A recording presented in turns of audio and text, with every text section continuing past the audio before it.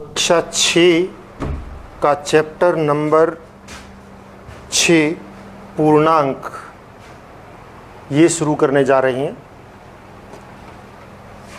देखिए बेटा, इस चैप्टर में सबसे पहले हम ये सीखेंगे कि पूर्णांक होते क्या हैं, किसको बोलते हैं पूर्णांक। आपने देखिए संख्याएं पढ़ी हैं सभी, 1 2 3 4, इस तरह से 1 से जो शुरू होती हैं और ऐसी संख्याएं जो आगे बढ़ती रहेंगी, इनको हम बोलते हैं प्राकृत संख्या। क्या बोलते हैं? प्राकृत संख्या, जो 1 से शुरू होती है। ये प्राकृत संख्या है जो 1 से प्रारंभ होती है। अब इन्हीं संख्याओं को हम शून्य से प्रारंभ कर दें, 0 से प्रारंभ कर दें, तो तब हम इनको पूर्ण संख्या कहते हैं। 0 1 2 3 4 5 6 आगे चलते रहेंगी। अब इनको क्या कहेंगे? पूर्ण संख्या। अब आप देखिए, प्राकृत संख्या 1 से शुरू होती है और सारी धनात्मक है। पूर्ण संख्या 0 से शुरू होती है, यानी 0 से शुरू होती हैं और सारी धनात्मक है, और इनमें कोई अंतर नहीं है। और पूर्णांक अब आगे माइनस से शुरू होती हैं।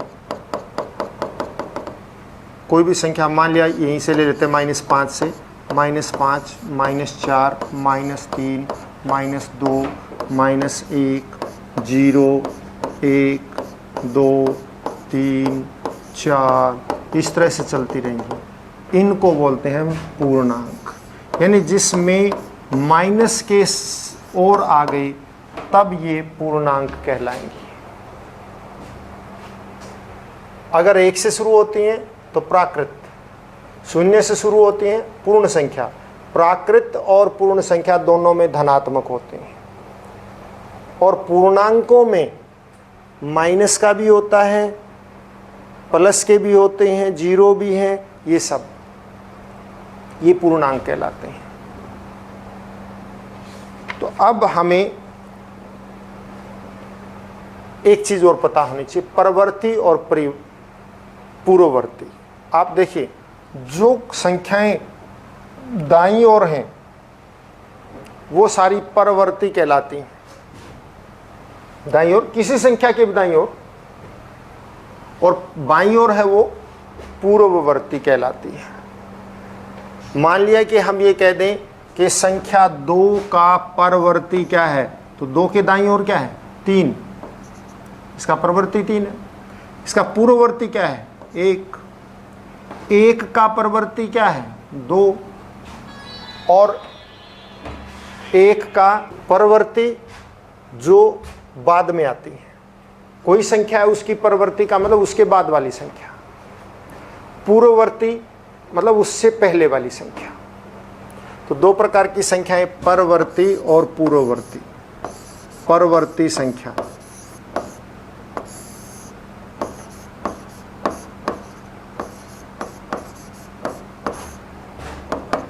यानी जो संख्या बाद में आती है, जो संख्या किसी संख्या के बाद आती है।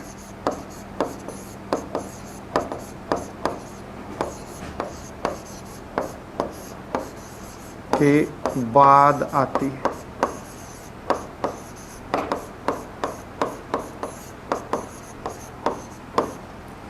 जैसे हमें लिखना हो 2 की परवर्ती, 2 की परवर्ती, 2 की परवर्ती बनेगी 3।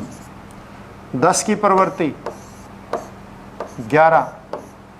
अगर हम ये कह दें -4 की परवर्ती, तो दाईं ओर का ले लीजिए, -4 की परवर्ती -3।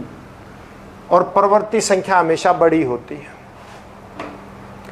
आपको ये तो पता है 2 से 3 बड़ा है, 3 से 4 बड़ा है, 4 से 5 बड़ा है, 5 से 6 बड़ा है, लेकिन इस चीज़ को भी नोट कर लीजिए, -5 से -4 बड़ा है। इसलिए -5 की परवर्ती -4 है, और पूर्ववर्ती संख्या उससे पहले वाली होती है, यानी कि छोटी होती है। तो -5 की परवर्ती -4, -4 की परवर्ती -3, -3 की परवर्ती -2, -2 की परवर्ती -1, और -1 की परवर्ती 0, और 0 की परवर्ती 1, 1 की परवर्ती 2, 2 की परवर्ती 3, इस तरह से चलती रहेगी सभी संख्याएं। इसके बाद पूर्ववर्ती संख्या की बात करते हैं। पूर्ववर्ती संख्या कौन सी होती है? जो पहले आती है, और पहले आती है तो वो क्या होगी? छोटी होगी। तो हम पूर्ववर्ती संख्या की बात करते हैं। पूर्ववर्ती, पूर्व मतलब पहले, पूर्ववर्ती संख्या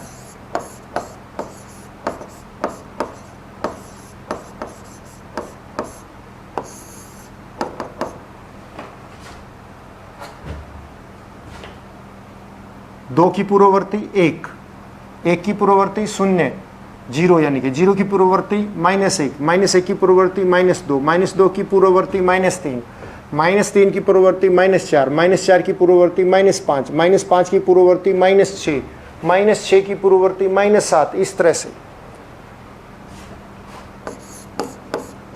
जो संख्या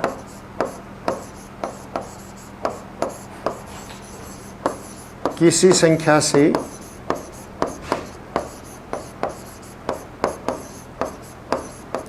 ठीक पहले आती है,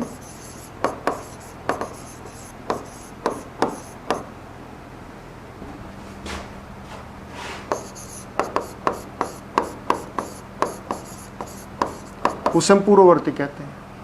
जैसे हम ये कहा जाए कि 15 का पूर्ववर्ती क्या आएगा? 15 का पूर्ववर्ती होता है 14, -10 का पूर्ववर्ती, -10 का पूर्ववर्ती है -11, क्योंकि माइनस वाले जितने दूर 0 से इधर वाली संख्याएं छोटी होती हैं, माइनस वाली सभी 0 से छोटी होती हैं, और जितनी जितनी हम यूं उसका मान यूं बढ़ता रहेगा, वास्तव में वो घटती है। हमें पूर्ववर्ती परवर्ती का पता होना चाहिए, और आप पहले भी इन चीज़ों को कर चुके हैं, इसलिए पता भी होगा। अब हम एक छोटी सी बात और करते हैं कि संख्या रेखा पर इनको किस तरह से निरूपित कर सकते हैं। संख्या रेखा पर देखिए, संख्या रेखा क्या होती है? संख्या रेखा मतलब एक ऐसी रेखा जिस पर संख्याएं निरूपित की जाती हैं, उनको हम संख्या रेखा बोलते हैं। वो संख्याएं जिन पर, वो रेखाएं जिन पर क्या है, संख्याएं निरूपित करते हैं हम, उनको हम संख्या रेखा बोलते हैं। जैसे हम यहाँ पर एक संख्या रेखा बना लेते हैं, यानी एक रेखा बना लेते हैं, ये रेखा खींच दी, और ये इधर भी बढ़ा सकते हैं, इधर भी बढ़ा सकते हैं। और अब हम इसकी संख्या रेखा देखिए किस तरह से वो करेंगे। मान लिया बीच में ये 0 है, इधर दाईं ओर प्लस के, बाईं ओर माइनस के, 1 2 3 4 5 तक ही ले लेते हैं, छोड़ देते हैं बाकी। -1 -2 -3 -4 -5। अब इस पर कोई संख्या निरूपित करनी हो तो कैसे निरूपित करते हैं? मान लिया यूं कहा जाए कि इसमें संख्या रेखा पर 3 निरूपित करो, तो हम यूं करेंगे कि 0 से शुरू करके, और यानी 3, ये 3 संख्या, ये है 3 का निरूपण। आप यहाँ एरो लगा देंगे, या फिर यूं कर सकते हैं 0 से लेके यहाँ तक, ये लंबाई होगी 3 की, लेकिन लंबाई की आवश्यकता नहीं, सिर्फ आप उतने पर निशान लगा दीजिए। अगर आपको कहा जाए 10, तो इस संख्या रेखा को बढ़ा लो, आगे 10 तक ले जाओ। अगर आपको कहा जाए -2 निरूपित करो, तो ये रहा -2। इस तरह से आप जिस भी संख्या को निरूपित करना हो उसको आप कर सकते हैं। यूं कहा जाए कि यहाँ पर 200 निरूपित करना है जी, 225, तो क्या हम 225 तक लिखें? नहीं बेटा, 225 तक नहीं लिखना। आपको बड़ा आसान तरीका है। आप क्या करें, ये रही, ठीक इसी तरह से बीच में 0 लगाइए आप, 0 आप यहाँ पे यूँ ले लीजिए 100, 200, 300, 400 और ये बीच में रखोगे तो क्या आ जाएगा 250। अगर मान लिया आपको 225 करना है तो इसके और बीच में ले जाओ, तो ये जो संख्या आ गई ये हमारा क्या बन गई 225। मान लिया 225 करना है तो लगभग वो करना होता है 220 है, थोड़ा सा और इसके पास में रख दो। तो इस तरह से संख्या रेखा पर ये निरूपित हो गई। मतलब आप जो है 1, 2, 3 का गैप की बजाय 100 का गैप ले लो, 50 का गैप ले लो, जैसी संख्या आपको उसके ऊपर निरूपित करनी है उसी आधार पर हम उसको रख लेंगे। तो ये जो है हमारा -2, ये क्या है 3। मान लिया -4 को करना है तो आप ये रहा -4 कर दो, आपको 5 को करना है तो ये रहा 5 कर दो। इस तरह से किसी भी संख्या को निरूपित हम कर सकते हैं। और हम निरूपण के बारे में कुछ और भी आगे और भी सीखेंगे, ये नहीं है कि केवल यहीं पर इतना ही, तो थोड़ा सा और भी सीखेंगे इसके बारे में संख्या रेखा पर निरूपित करने के लिए। लेकिन आज के लिए ही इतना ही काफ़ी। घर पर रहें, स्वस्थ रहें और अपना काम हर रोज़ करते रहें। धन्यवाद।